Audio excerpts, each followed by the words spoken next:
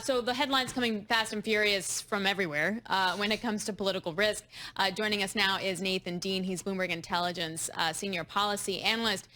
Nathan, what is the rhetoric that we're going to see out of the White House this afternoon based on now Canada putting tariffs on U.S. steel and aluminum and the EU threatening retaliation as well? I think it's going to be very similar to the Truth Social post that we saw from yesterday from President Trump in responding to the Ontario Premier Doug Ford in terms of those tariffs, or at least the export taxes that he was putting on electricity to those 1.5 million Americans up in Minnesota and New York.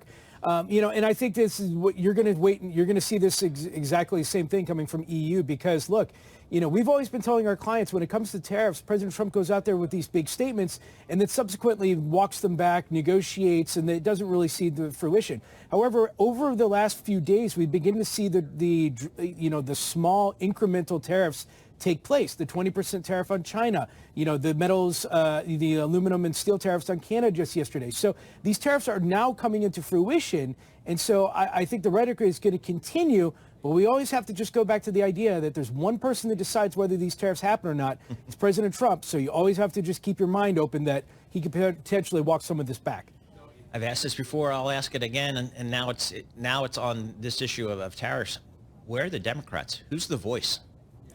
Yeah, so they're still trying to figure out their voice. I mean, obviously, there's been a lot of push in terms of from House Democrats trying to tell their Senate colleagues that they should vote no on this government funding bill that's making its way through Congress in response to DOGE, in response to tariffs, just in response to President Trump's agenda. The Senate Democrats are actually meeting today. They have to figure it out. There's going to need to be 8 votes for the Democrats on Friday because Senator Rand Paul is going to vote no. Otherwise, we're going to risk a government shutdown. And I just do not think the Senate Democrats have a strategy yet in place that warrants, what their response to President Trump will be. And as a result, a lot of the news cycle continues to be dominated by President Trump and his actions. I have to say, the fact that we could have a government shutdown has not at all been on my radar. Nope. That seems like the last thing we got to worry about here when it comes to being a market participant. So, no, where are we, though? Will it shut down, or are we good? Well, your view is absolutely correct from the mindset of those who pay attention to the markets, because when it comes to government shutdowns, there's very little impact to markets. I mean, the 35-day shutdown that occurred under President Trump's first administration, markets went down and then subsequently came back up. But where we are at the moment is yesterday the House Republicans passed a bill. It's not a clean bill, but a clean-ish bill, mostly clean, but has a lot of things in the Democrats don't like. But what Speaker Johnson did is he said, look, we've passed the bill. He sent the House home. Everybody left town. So now it's up to the Senate Democrats to decide, are we going to support this bill or are we going to risk shutting the government down? And because the House is gone, a shutdown will most likely occur. I think the Senate Democrats will ultimately take the deal. I may be out of consensus out of that, but I just do not think that the Senate Democrats right now are aligned on their strategy. And just as a few minutes ago, Representative Alexandria Ocasio-Cortez was tweeting out that people should be calling the Senate Dems because it looks like, in her words, they're going to start to cave. So, I don't think the government's going to shut down. But again, for those people who pay attention to the markets, there's really no impact here. I mean, a short-term shutdown really even doesn't impact the equities like large defense contractors. What's the sense of timing, Nathan? When will we get a decision on a potential shutdown or what the Senate's going to do? I think tonight you'll start to see the comments from the Democratic senators giving an indication of their position. Senator John Fetterman has already come out and said he's going to vote for the bill. But a lot of the other moderate Democrats who potentially could vote for this are keeping their powder dry. They're essentially saying, look, it's a choice of 2 bad choices, President Trump's agenda or we risk shutting the government down. But I don't think the Democrats are going to try and surprise this by Friday. I think we'll know either by late tonight or early tomorrow where they're going, because, look, at the end of the day, it's not an easy choice for them. And the last thing they want, I think, in my opinion, is to surprise everybody and just say, we haven't been saying anything for days, and then, waits, we're not gonna vote for this. But, anything can happen. We're in, these are times that a lot of people don't know what's going to happen. Okay, let me say something crazy. What I found really interesting was that we had Ontario putting tariffs on hydropower, right? And then all of a sudden, moments later, like a day later, it was taken off. And then now the negotiation has started to happen between Ontario and the U.S. What do we make of that? Do we make of the fact that any retaliatory tariffs won't have any teeth because it's all a negotiating ploy and that Trump is going to get them to the table no matter what? Well, I'll say, look, that's the primary objective is to get them to the table and to negotiate. But also, if you look at the Canadian steel and aluminum tariffs, President Trump's Truth Social statement said, look, we're going to 50%.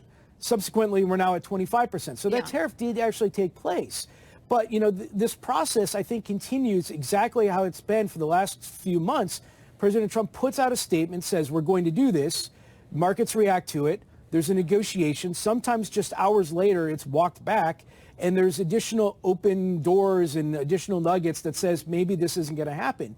But incrementally, tariffs are being put on place. That 20% tariff on China, for example. So, if investors have not already looked at the supply chain aspects of the companies that they're looking at, they need to do so now, because we can't say with 100% certainty that these tariffs aren't going to happen. So investors need to be prepared for that supply chain disruption or the tariff hit as a result of it.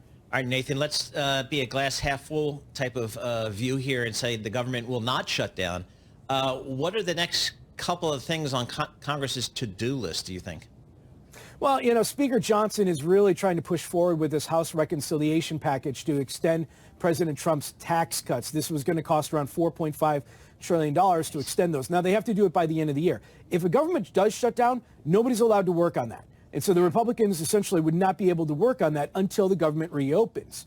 Now, assuming the government reopens, Speaker Johnson even just said this morning that he hopes for all of this to be resolved by May.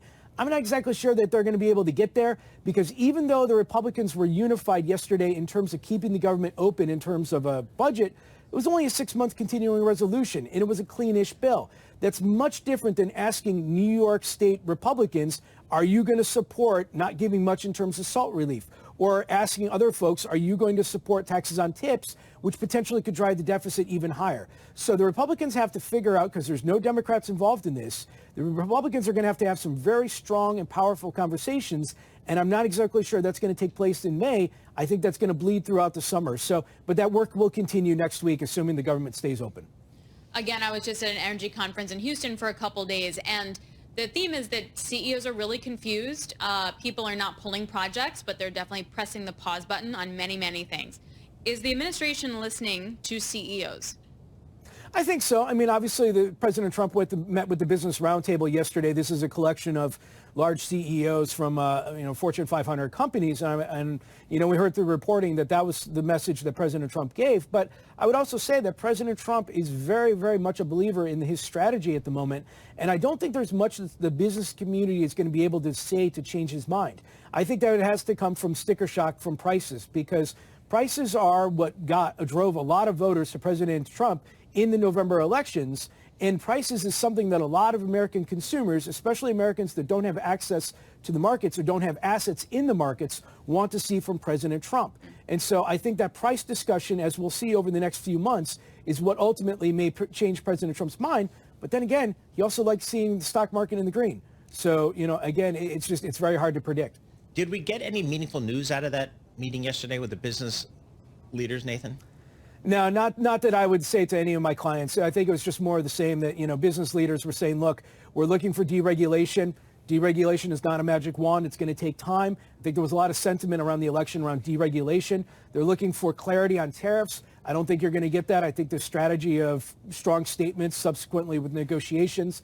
And then they're looking for clarity on this tax debate. And, the problem with that is that it's just going to take a long time, because they have to figure out how to pay for $4.5 trillion in tax cuts, or they have to figure out a way to keep it as less impactful on the deficit as possible.